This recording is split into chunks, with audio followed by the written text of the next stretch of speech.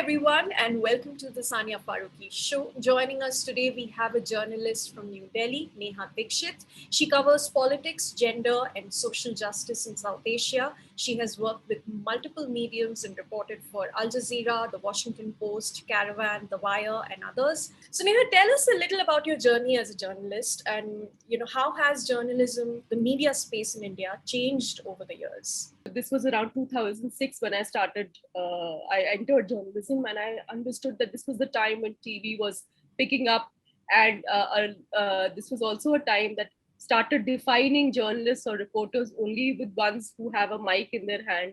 So it was difficult to actually break into that space and do some story that gets some kind of visibility, and the story has some impact on the ground. I think an environment of impunity has been created for people who are upset with the journalists doing their jobs.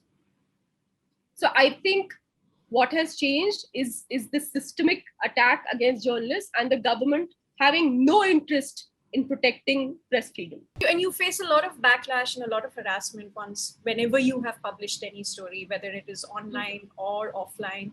And recently there were reports of an unidentified person who attempted to break into your apartment. You've been stalked, you've received death threats and all sorts of abuses. Like you mentioned, you also have criminal cases filed against you. Why do you think you're being targeted?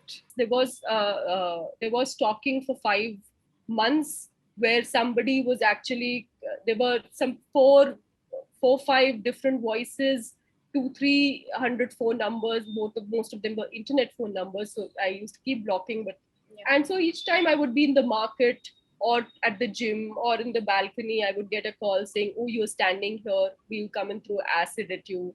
Or you're buying subsidies in the market. Or we are going to gang rape you right then and there.